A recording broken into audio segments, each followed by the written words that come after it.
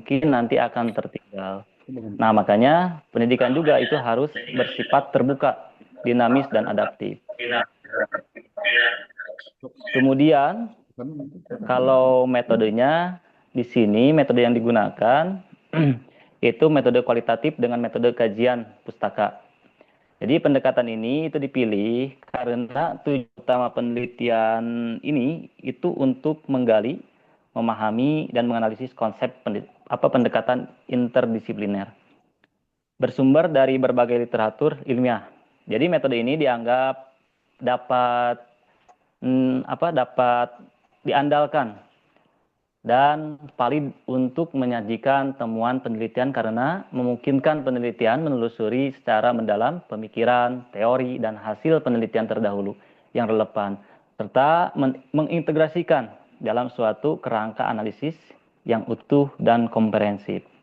Kemudian kalau desain penelitiannya, desain penelitian ini bersifat deskriptif analisis.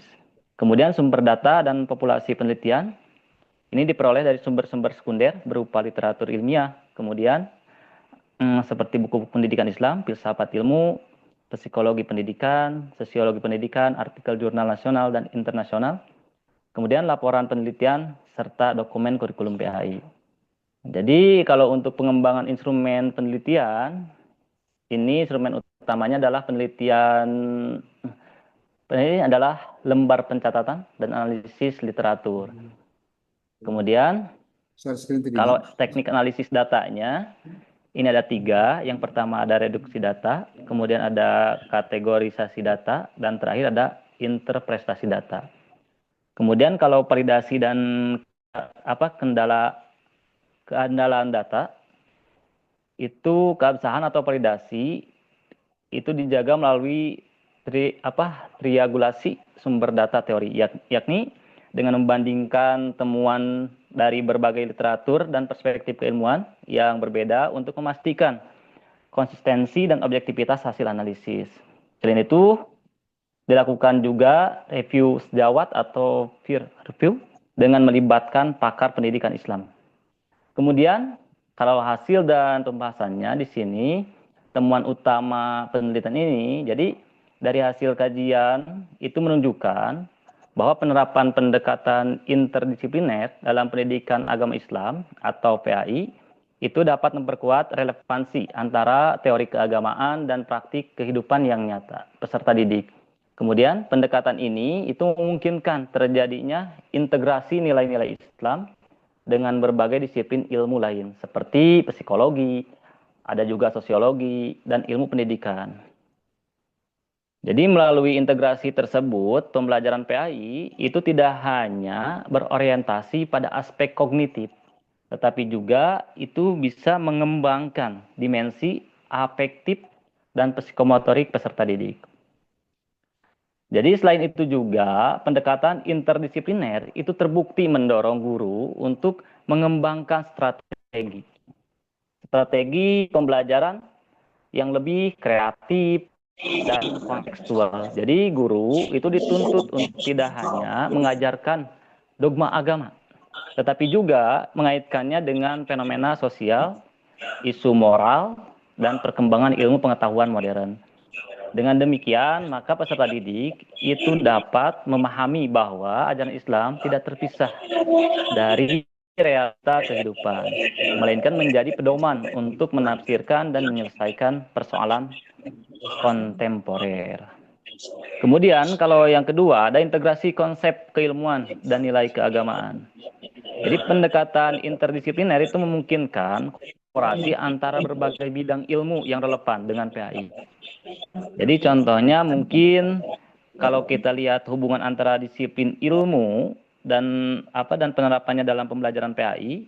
Contoh di sini disiplin ilmu contoh dalam jadi kontribusi terhadap PAI itu untuk memahami karakteristik dan motivasi belajar peserta didik. Adapun bentuk implementasi pembelajarannya itu penggunaan metode pembelajaran yang pertama. Jadi ya kalau kita melihat dari disiplin ilmu sosiologi, itu kontribusi terhadap PAI itu menjelaskan hubungan antara nilai agama dan kehidupan sosial. Kenapa? Sebab kan sosiologi itu kajiannya tidak lepas dari yang namanya masyarakat atau sosial. Kemudian kalau bentuk implementasi pembelajarannya itu bisa berbentuk diskusi kontekstual tentang etika sosial dan jawab moral. Itu mungkin dua contoh pendekatan interdisipliner kolaborasi antara berbagai bidang ilmu yang relevan dengan PAI. Kemudian, tiga, dampak terhadap efektivitas pembelajaran. Jadi, analisis data ini menunjukkan bahwa penerapan pendekatan interdisipliner itu berdampak positif terhadap efektivitas.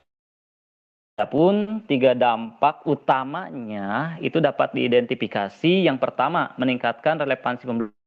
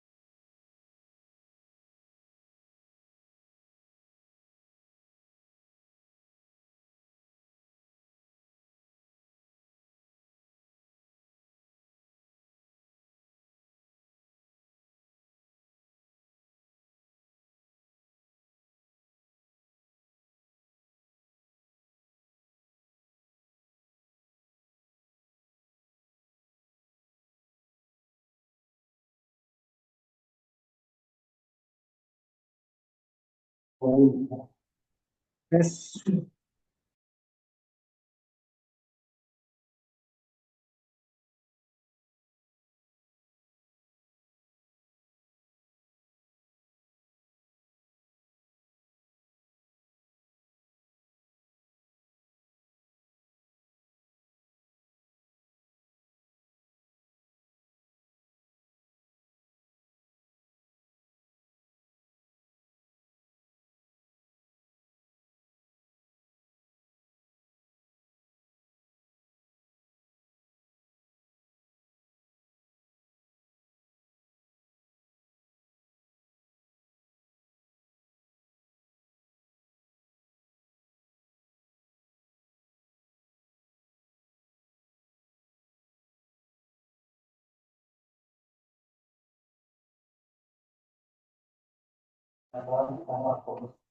Jadi bertanya dari foto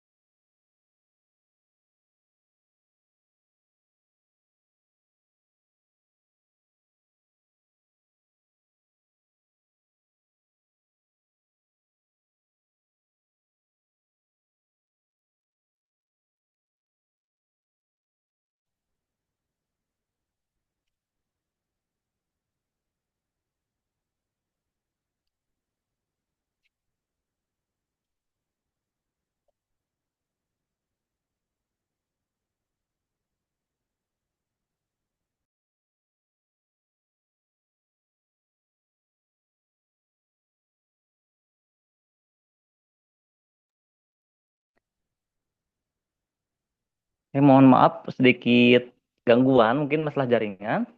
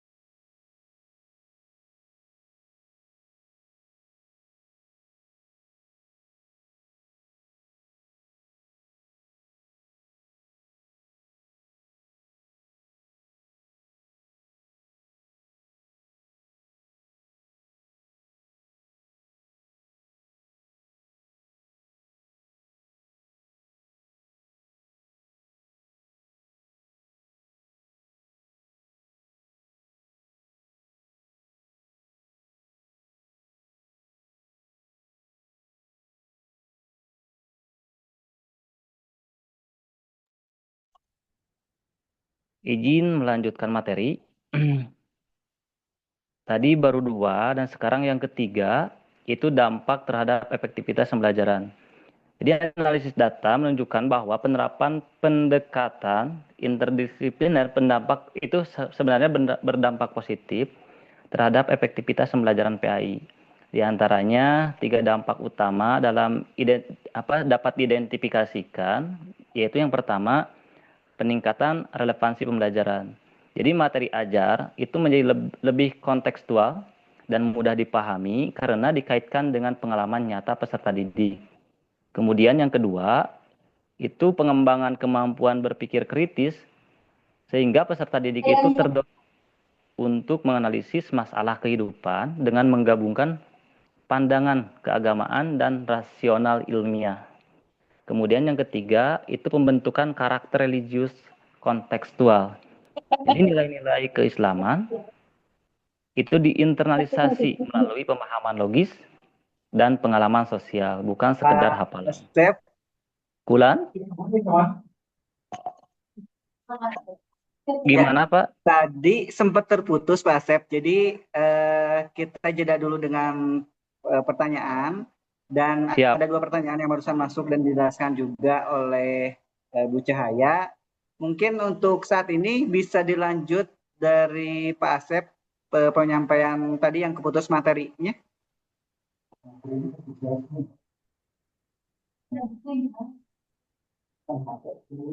Ya, apakah Pak Asep bisa mendengar suara saya? Siap, Pak. Berarti dilanjut yang tadi ya? Ya, kalau bisa mungkin bisa dilanjut. Siap, Pak. Emang Ya, tadi oke, terlempar sih silakan masalah dilanjut. jaringan. Untuk Ya ini juga mohon maaf materinya kalau mungkin nanti Kang Kohar ada materinya kan?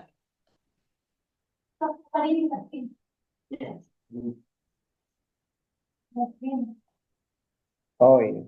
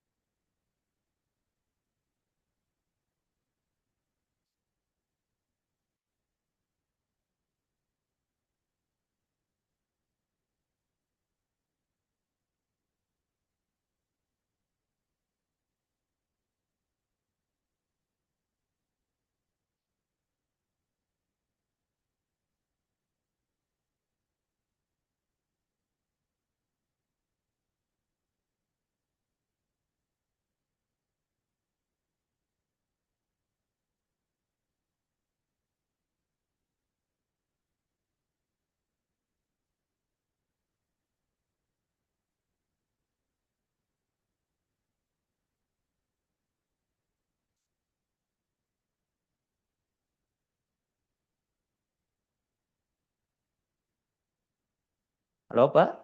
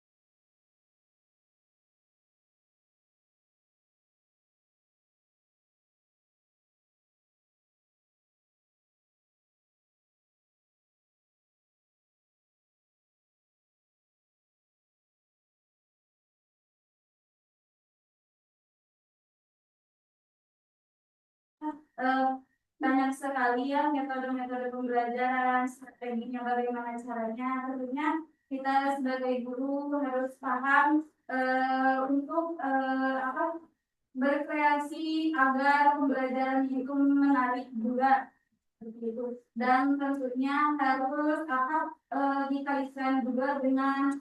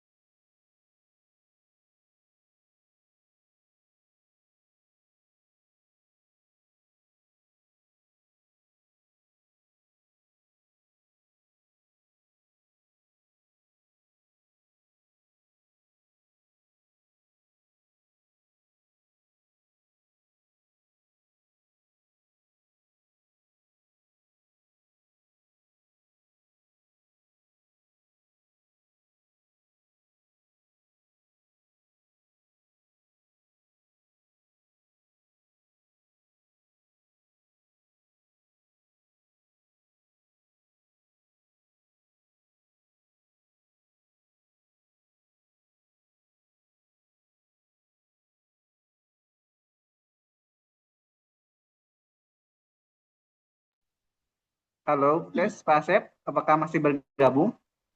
Iya, Pak. Masih hidup? Ya, eh, ada kesimpulan yang Pak Asep yang bisa disampaikan dari materi yang Pak Asep tadi sampaikan? Karena kan tadi belum sampai selesai ya materinya. Iya, iya. Kesimpulannya saja ya. Ya,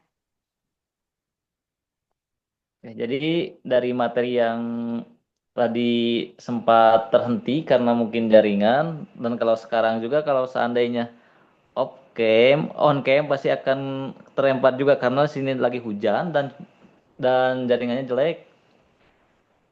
Jadi dari materi yang sempat tadi terputus, saya akan coba menyimpulkan sedikit. Ini tentang menyatukan teori dan praktik dalam pembelajaran. Jadi penelitian ini menyimpulkan bahwa pendekatan interdisipliner dalam pendidikan agama Islam itu merupakan strategi yang efektif untuk menyatukan teori dan praktik pembelajaran secara utuh. Jadi pendekatan ini itu memungkinkan terjadinya integrasi antara nilai-nilai Islam dan berbagai disiplin ilmu. Seperti yang sudah tadi saya singgung sedikit, yaitu ada psikologi, sosiologi, filsafat ilmu, dan teknologi pendidikan. Jadi hasil penelitian itu menunjukkan bahwa pembelajaran PAI yang berbasis interdisipliner mampu meningkatkan relevansi materi dengan kehidupan nyata, mengembangkan kemampuan berpikir kritis peserta didik, serta membentuk karakter religius yang rasional dan kontekstual. Jadi secara logis, temuan ini membawa konsekuensi penting terhadap pengembangan sains, teori, dan praktik pendidikan. Dari sisi sains, mungkin pendekatan interdisipliner itu membuka ruang bagi kolaborasi antara ilmu agama dan ilmu pengetahuan modern. Nah, sehingga menciptakan sintesis baru dalam paradigma pendidikan Islam.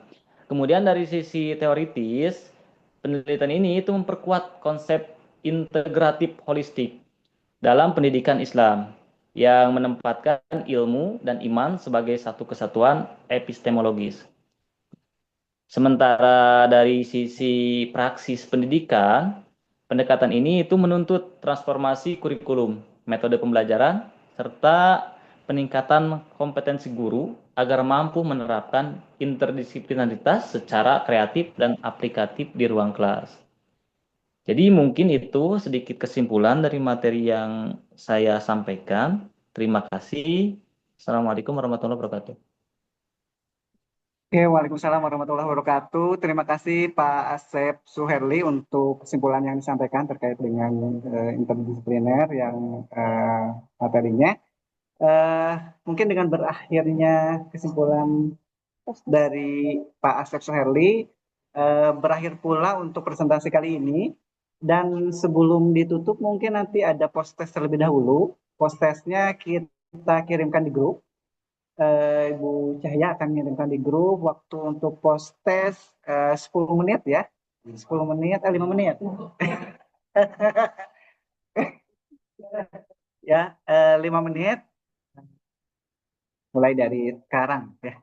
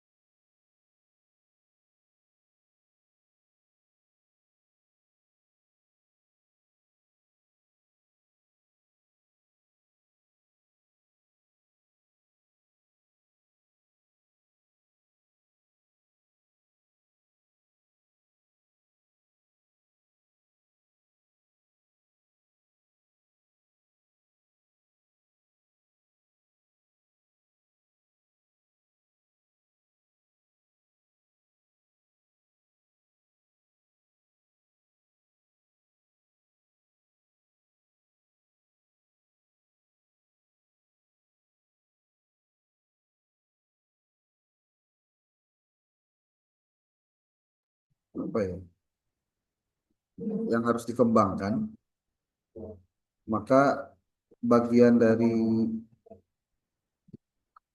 materi tentang paradigma baru pendidikan agama Islam itu pasti menyangkut istilah-istilah yang akan disampaikan di depan. Jadi minggu lalu juga sudah ada penjelasan-penjelasannya, tapi belum merujuk pada hal-hal apa yang sebenarnya suka ada dalam perkembangan ilmu. Jadi kalau Anda tadi mendengar narasumber bicara tentang membangun pembelajaran agama Islam yang komprehensif dengan pendekatan interdisipliner, ini harus dijelaskan dulu sebenarnya. Apa itu yang dimaksudkan konsep interdisipliner? Supaya nanti paham, oh, ini eta maksudnya. Sehingga nanti pada penjelasan lain nggak aneh kalau kemudian ada kolaborasi antara satu bidang ilmu dengan bidang ilmu lain. Kita lihat beberapa pendekatan dan istilah yang sering muncul. Tapi sebelum masuk ke sini, ada juga penjelasan yang harus diterangkan, yaitu kenapa terjadinya hal-hal ini. Gitu. Ternyata kalau kita lihat dari perkembangan sejarah ini, jadi kalau ditanya kenapa istilah-istilah ini lahir, ternyata ada faktor yang melatar belakangnya. Dari mulai keterbatasan pendekatan tunggal, masalah dunia nyata yang sifatnya kompleks, nggak bisa dijelaskan hanya dengan satu pendekatan ilmu. Belum lagi ada perkembangan teknologi juga, adanya revolusi komunikasi, kritik juga terhadap dominasi paradigma positivistik Barat. Jadi istilah positivistik itu madhab filsafat yang selalu mengukur kebenaran itu dari aspek yang sifatnya materi, kemudian terukur, operasional. Jadi lamun disebut apa yang disebut dengan cantik, cantik adalah indikatornya 1, 2, 3, 4 ini. Kalau nggak ada indikator ini, nggak cantik. Seperti kalau indikator cantik itu rumusannya adalah berapa berat badan.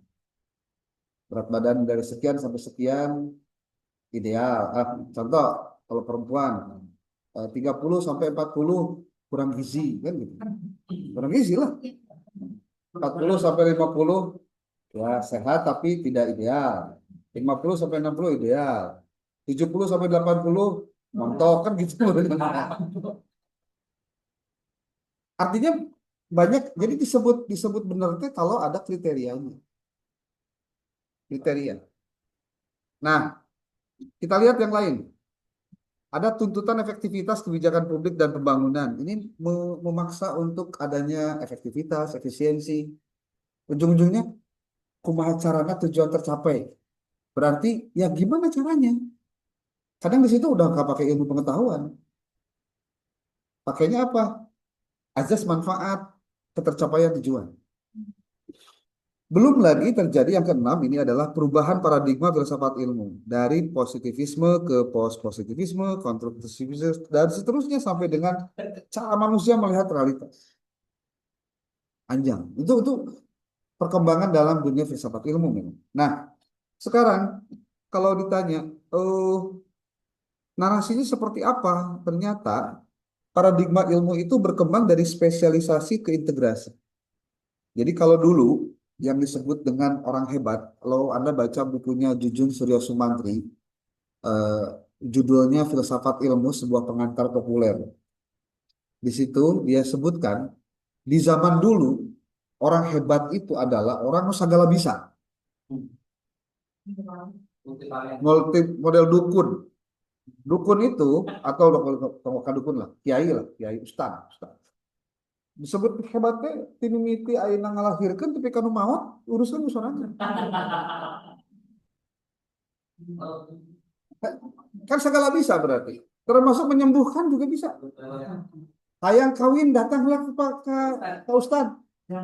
Minta cai. Jadi urusan manusia, urusan umat itu selesai dengan Ustaz. Ya levelnya ya Ustadz Detik, aya Ustadz Ustadan, aya Ustadz UL,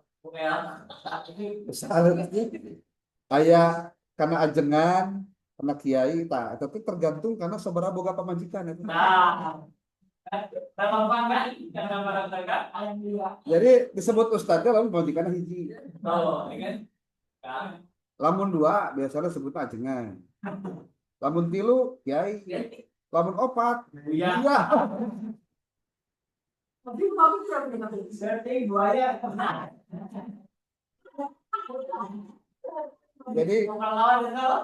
Jadi lamun masih karena hiji mah ustad geus ya. Itu sakawal cenah obrolan sejak itu. Nah, kalau sekarang disebut hebat atau bukan. Jadi yang disebut dengan pakar itu justru sekarang sudah bicara spesialisasi. Makin spesial, makin khusus, maka dia makin ahli. Tonggorok itu contoh ya di dunia kita ya, di dunia dokter. Dokter itu ada dokter umum. Jadi kalau misal dia lulus sarjana kedokteran, belum koas, itu masih esken gelarnya. Esken. Dia ilmunya kedokteran. Tapi kalau belum koas, koas itu praktek di rumah sakit, sekian lama, sekian waktu gitu, atau praktek di mana gitu. Pokoknya pengabdian dulu lah. Kalau dia sudah beres koas, dia diresmikan jadi dokter. Nanti ada disebut sumpah dokter lah. Beres eta, dia praktek dokter umum.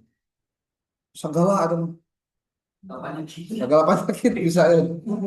Makanya harga lagi murah. Umum. Kalau dia ikut spesialis, dia mau spesialis itu ada grade-nya. Kalau spesialisnya spesialis 1, nah, maka dan biayanya mahal.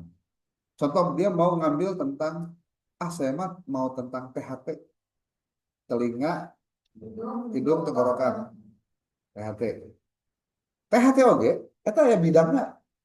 Kalau THT yang sifatnya THT level 1, itu ya THT daerah sini. Nanti ada lagi bagian mananya. Semakin spesial, makin mahal. Jadi nanti disebutnya dia spesialis di bidang apa. Nah, di bidang ilmu pun sekarang begitu, Pak. Jadi, kalau Anda hari ini contoh jurusannya PAI. Dulunya S1-nya PAI. Masuk S2 PAI juga. Nah, nanti kalau Anda sudah masuk dokter, spesialisasinya jadi beda. Bukan, maksudnya nanti bidang kekhususannya mau apa? Ilmunya apa? Kenapa? Gimana gambarannya? Jadi gini, ini contoh ya.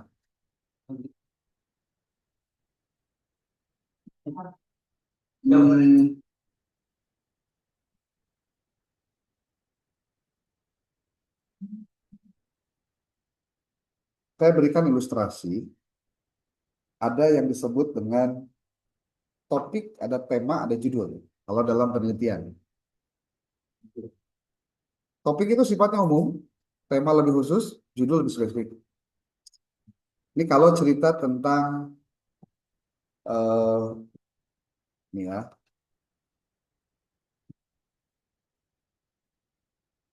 Nih.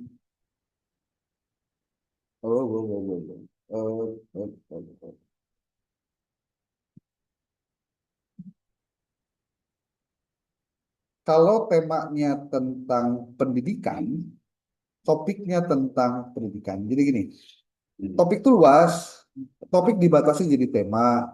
Ini. Jadi kalau dibahas tuh begini.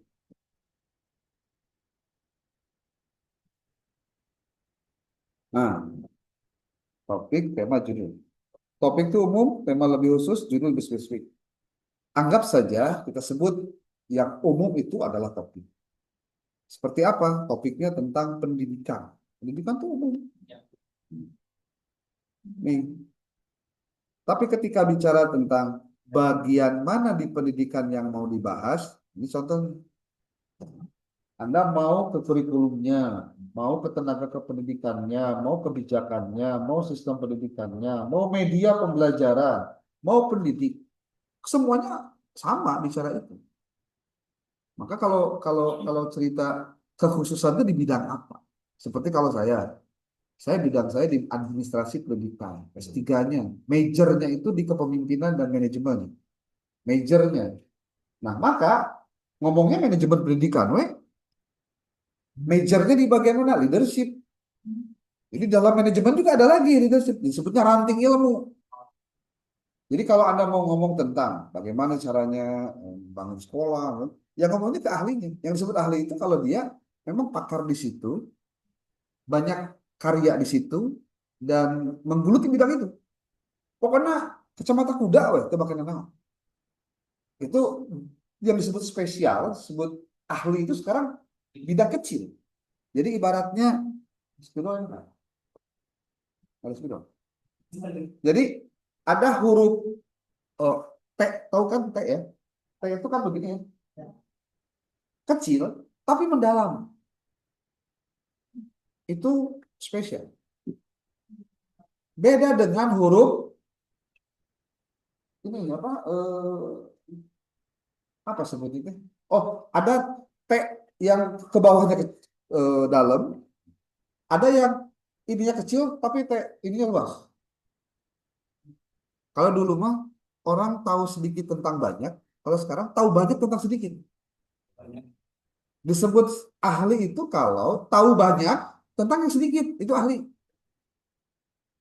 Jadi lalu ditanya, gini mana mati bisa nggak jawab dalam bidang orang. Menang nggak jawab gitu? Saya mah lain kotak Pandora atau Pinocchio atau Doraemon yang segala bisa menjawab. Kalau hanya ditanya sedikit-sedikit bisa ya bisa. Contoh kalau Anda nanya tentang hukum ke saya, bisa nggak jawab? Bisa. Kan saya ahli.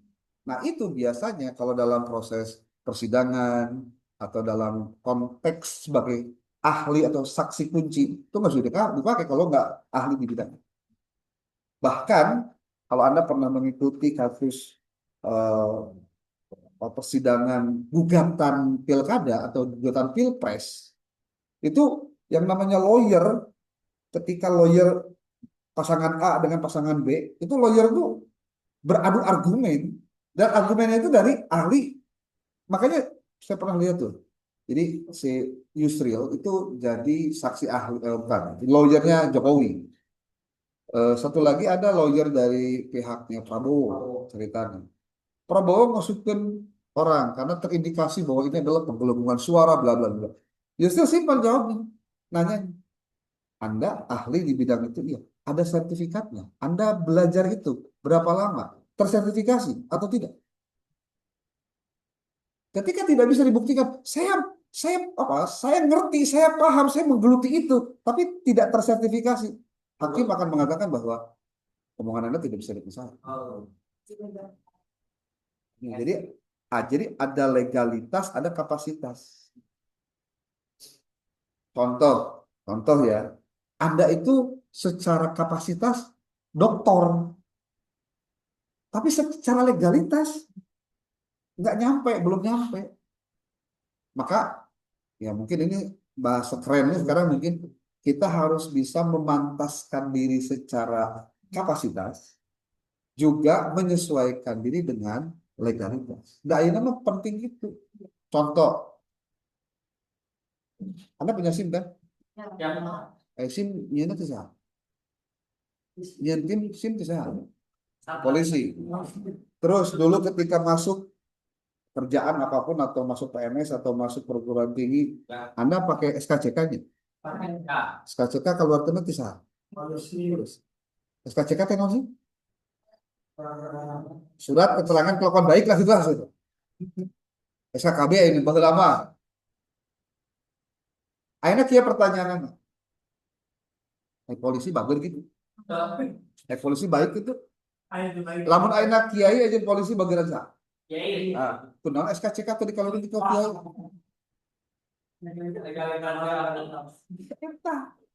Jadi kalau ngomongnya harus benar dulu, orang itu kenapa bicara hukum suka menang karena dia mainnya di ranah legalitas. Ini kasus nih, contoh, ada orang kaya, dia nggak mau hartanya diketahui banyak orang, ceritanya. Dia titipkan di pembantunya. Sakabeh ngaran tanah dan sebagainya itu ngaran pembantunya. Ketika dia maut, anak-anaknya nuntut, tidak bisa. Atas nama orang lain. Cek cek non, cek pengadilan tuh. Ya saya lihatnya bukti formil. Habislah. Makanya hati-hati dengan susuratan. Bisi di antara punten ya. Bisi-bisi kejadiannya. Perempuan-perempuan yang ya ketinggalan merenang dada lamun dina lempang mah baliran kali itu tubuh gitu. Terus saya newak cerita nah, baik tadi kawin, tapi kesusuratan. Nu penting mah tiap bulannya 5 juta sebenarnya. Lamun enak bikin aja jangka pendek, mending kena eta ke hati. Nah, benar enggak? Jangka pendek. Ah, nu penting mah naon menang duit. Sok ada mending kena setia, mending kena mere duit. Pasti nyokotnya mere duit.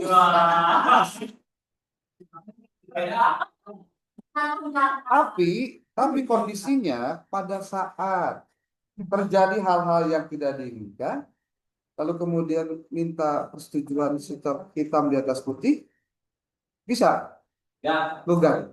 Bisa. Makanya kalau ditanya kenapa kawin siri itu merugikan perempuan, di situ sebetulnya. Tapi kenapa kasih kene ayam kasus-kasus itu? Ya kapaksa. Oke,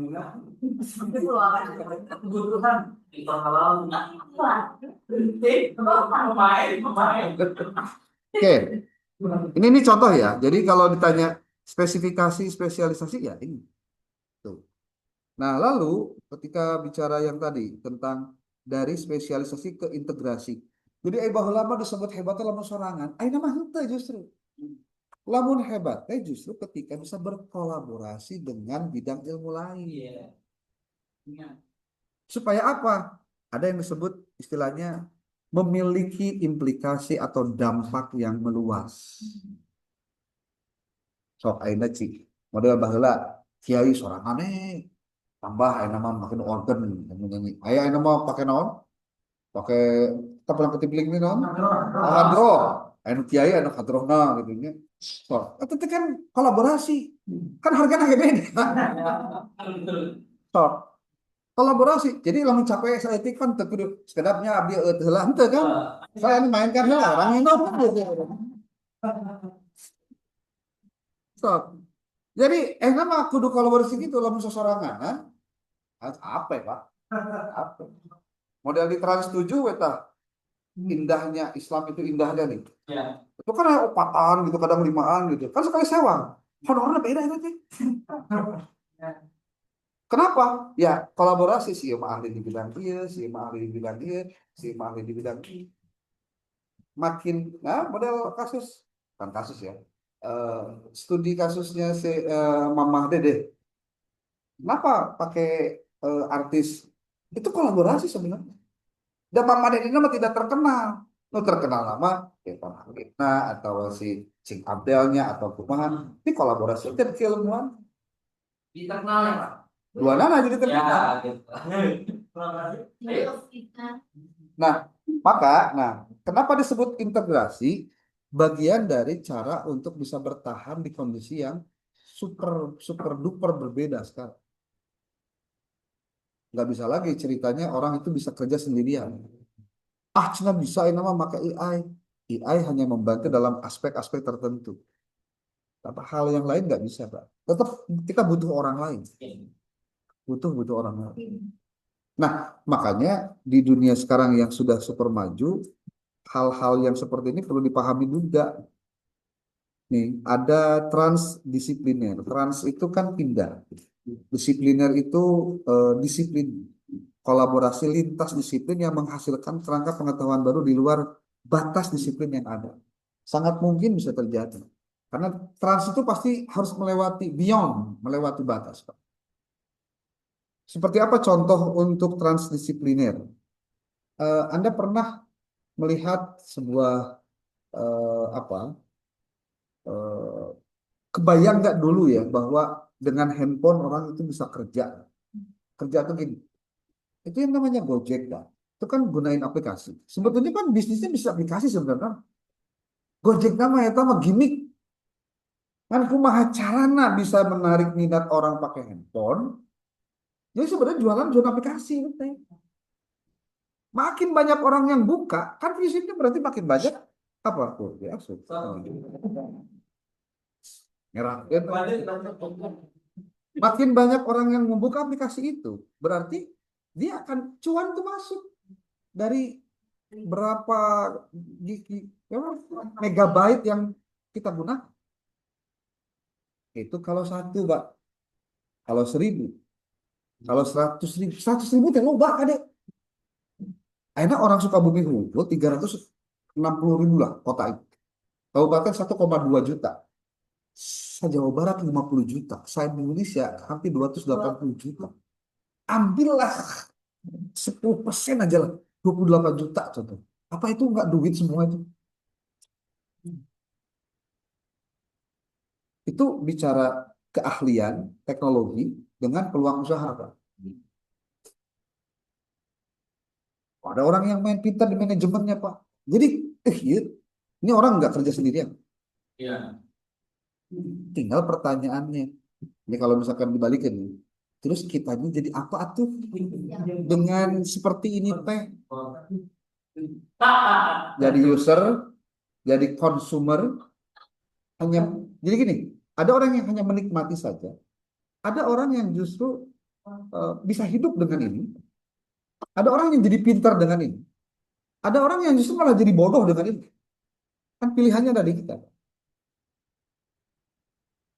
Jadi semuanya juga ada dampaknya. Transdisipliner ada nama. Kontekstual. Kontekstual itu selalu menempatkan ilmu pada konteks sosialnya, budayanya, atau juga historis tertentu. Contoh kasus begini. Kalau Anda tidak memahami sosiologis orang Indonesia, maka Anda akan selalu melihat Indonesia itu penuh dengan, maaf ya kalau dalam bahasa agama, bid'ah dan khurafat. Selalu begitu. Bid'ah dan khurafat. Selalu pasti bicara gitu. Karena konteksnya Anda harus tahu Indonesia. Nah, orang yang tidak memahami itu biasanya dia melihat Indonesia bukan dalam konteks Indonesia. Bisa jadi konteksnya konteks Arab, konteks dunia, tapi bukan konteks Indonesia. Makanya hati-hati bicara tentang Indonesia. Seperti contoh, kenapa Trans TV kemarin ramai? Trans 7 ya? Trans 7 sampai ramai di Depok. Karena dia, lamun bahasa sederhana nama, memainkan diksi agama yang sensitif dalam sesuatu yang sifatnya kontroversi. Itu aja masalah. Ya diksi nanti diksi agama ya udah dipakai teh. Cuma dia jadi dianggapnya bahwa kenapa ya di pesantren ada yang cium tangan, bolak-balik, mereka amplop dan lainnya. Dia nggak lihat konteksnya. Dia hanya melihat dari potret luar. Ini gitu-gitunya di pesantrennya. Ih, jadi diekspos gede-gede. Dia nggak lihat konteksnya. Dan nutu pesantren mau ngertiin, Pak. Mau ngertiin ketika mengatakan gini. Jangan selalu menjudge orang dilihat hanya dari apa yang terlihat. Jangan-jangan karena kita belum terlibat dan masuk di dalamnya saja. Makanya kahiji meren dampak nate.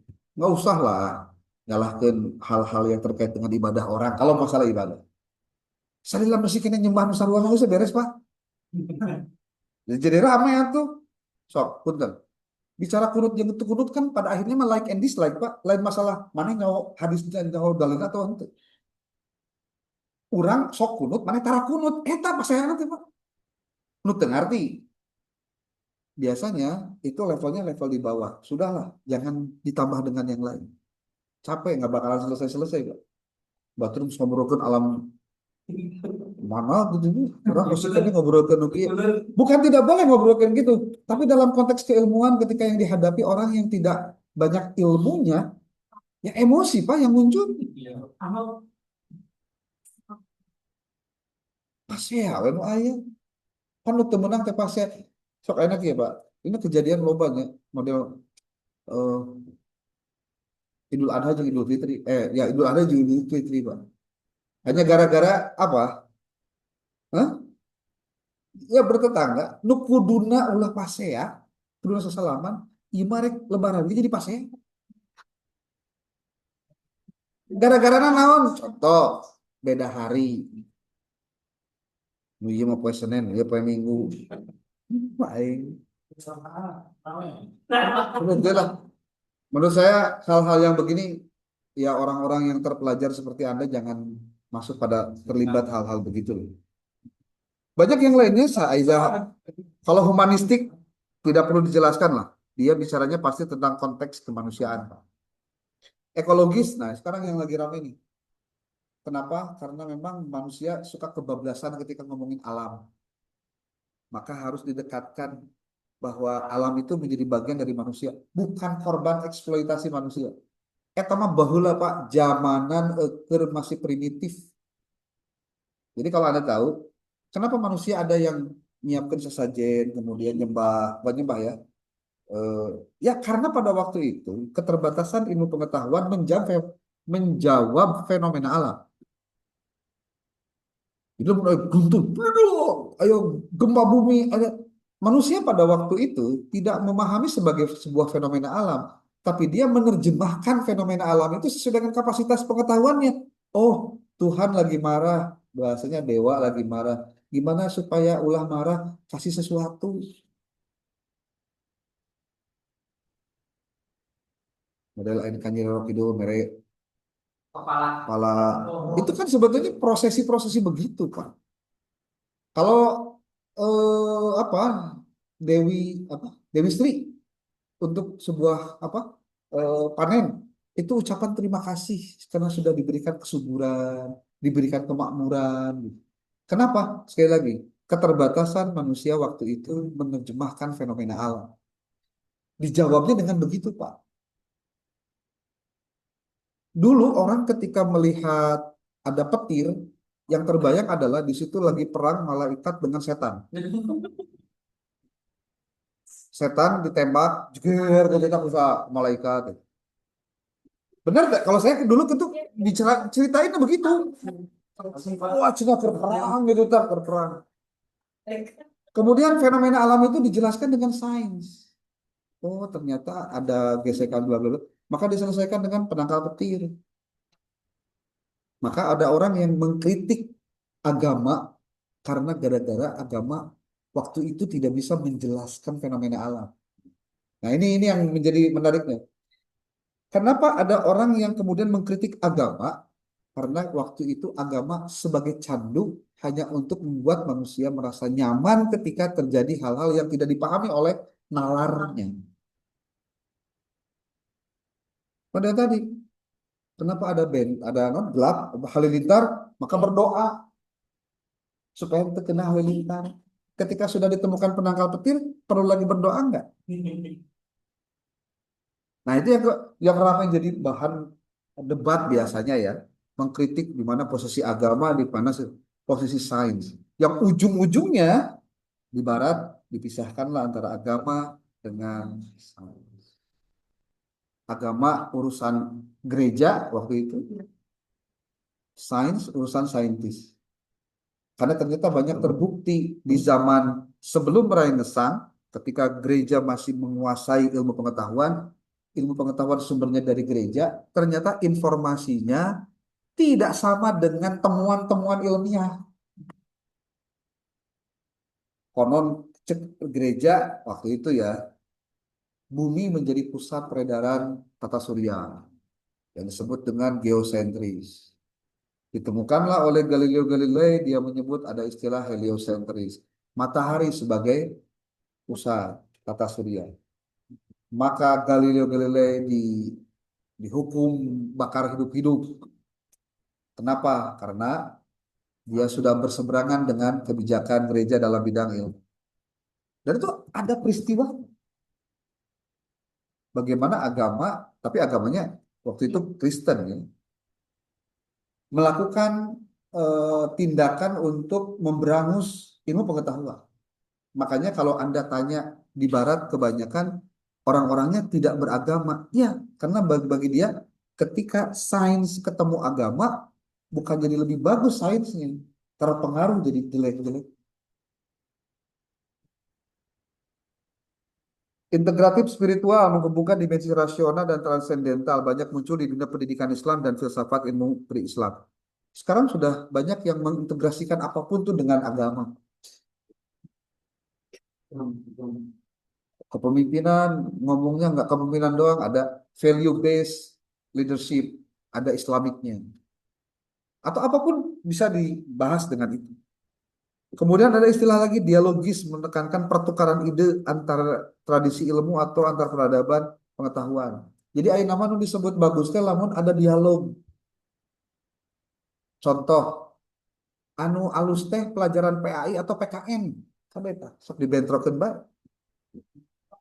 PAI jeung PKN. Mending diajar agama, mending diajar matematika.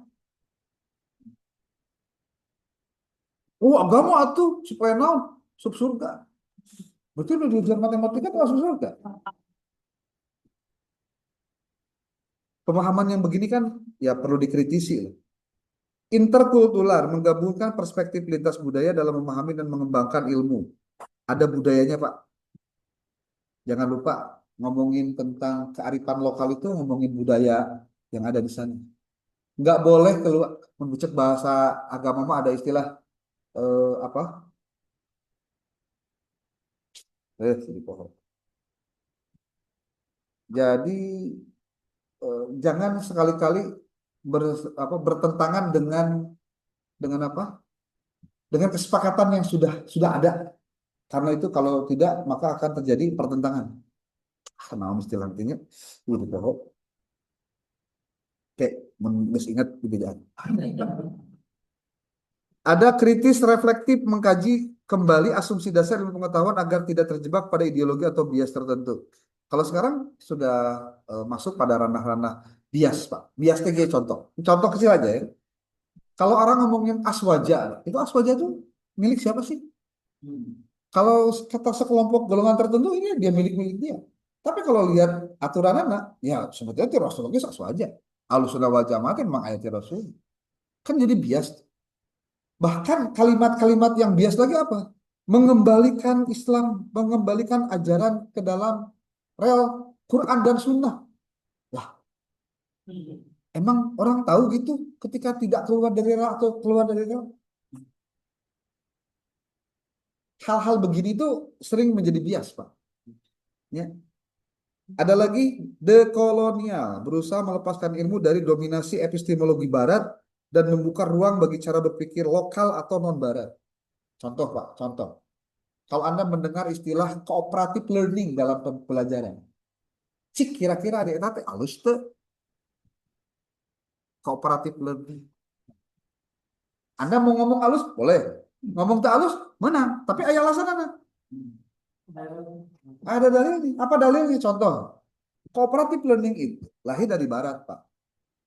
Jadi kalau ada istilah stud, apalagi two games tournament atau flip classroom, istilah-istilah model-model pembelajaran yang lahir dari cooperative learning. Cooperative learning itu artinya pembelajaran bersama. Jadi guru nggak bisa kerja sendiri, siswa juga nggak bisa sendirian. Dia harus bareng-bareng sama yang lain. Sebetulnya agar mengaktifkan pembelajaran sebetulnya. Nah, pertanyaannya, apakah ketika cooperative learning diajarkan di Indonesia, itu bisa 100% bisa diadopsi?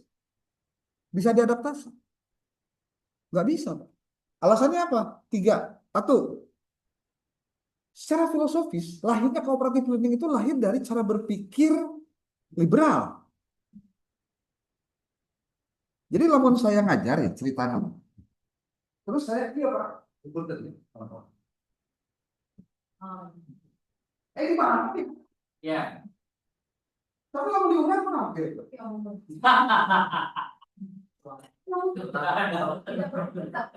Kan jadi ya dan itu ada dalam proses pembelajaran. Nyebut ke gurunya nama gurunya. Ini nama orang yang sebut aja. Nggak suka ya paling Bantar nyebut ser eta ge. Ya. Karena mereka tidak ada masalah. Saking bebasnya maka aktivitas itu dilakukan. Sok coba punten, lamun ya mah ceritanya itu dilaksanakan di tempat-tempat seperti di pesantren. Ada semua bisa, Pak. Sebenarnya lamun ge dilaksanakan itu pemaksaan.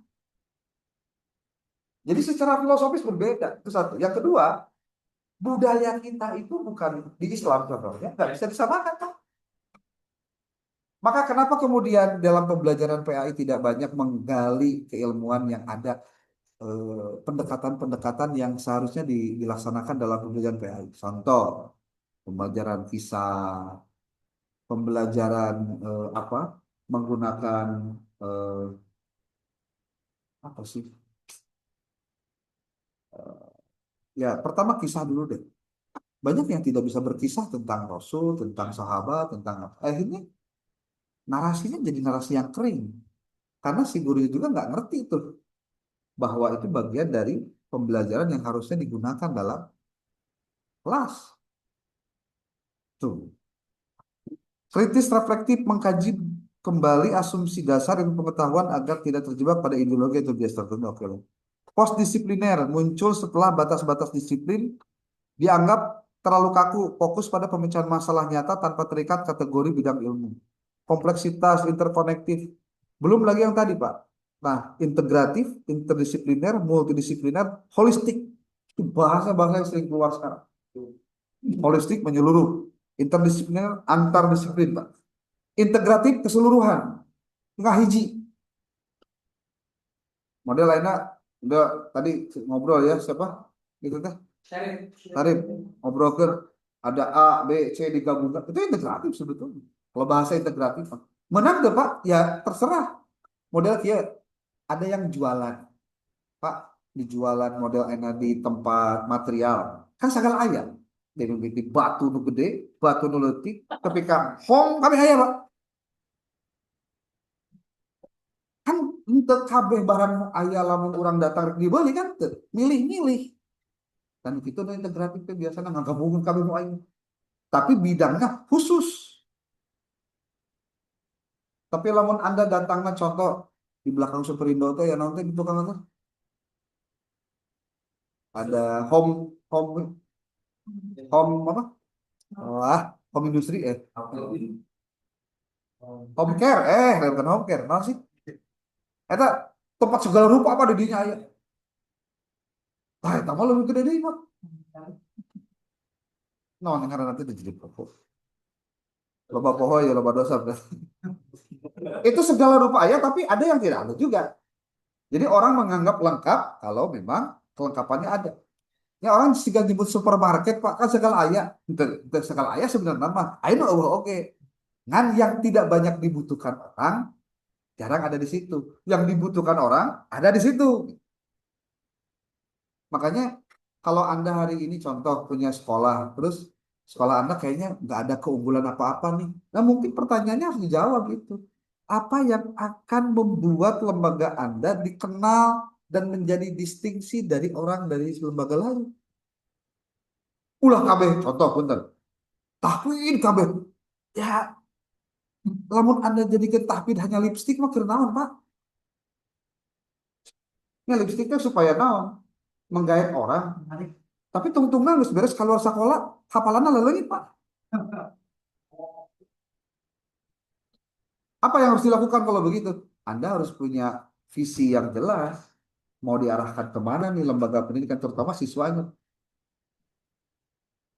Kemampuan apa yang harus dibekali kepada mereka agar mereka bisa punya kecakapan. Kalau saya sih boleh apa ya? Boleh berusul.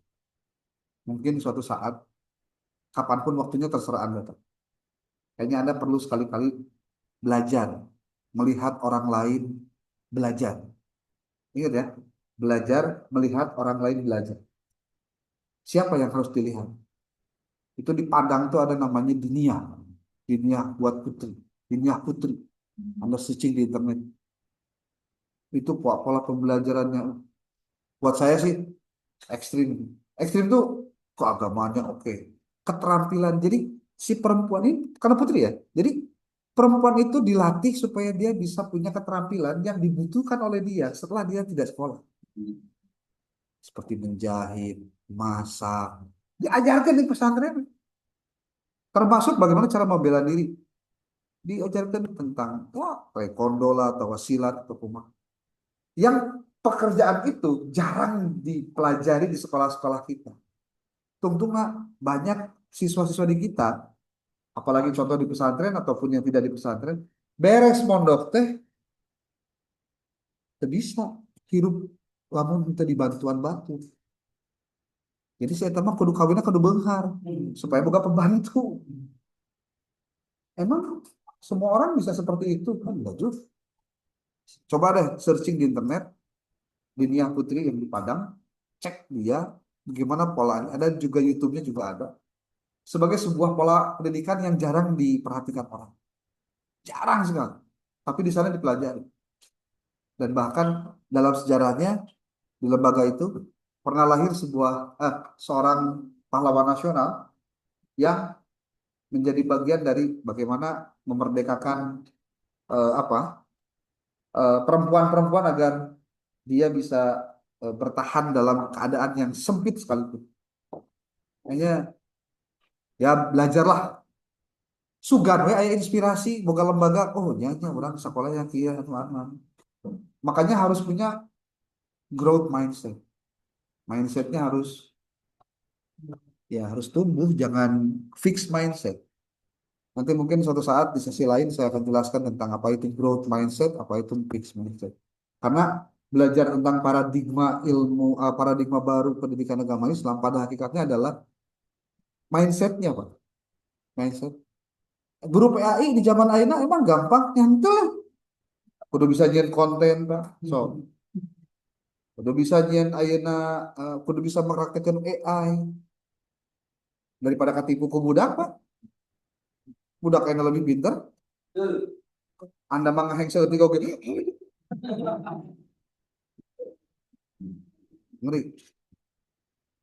Oke, udah pukul 20.24. Saya pikir saya cukupkan dulu sekian. Materi-materi tadi ini saya sudah pegang, sudah saya baca dan memang banyak hal yang perlu diperbaiki.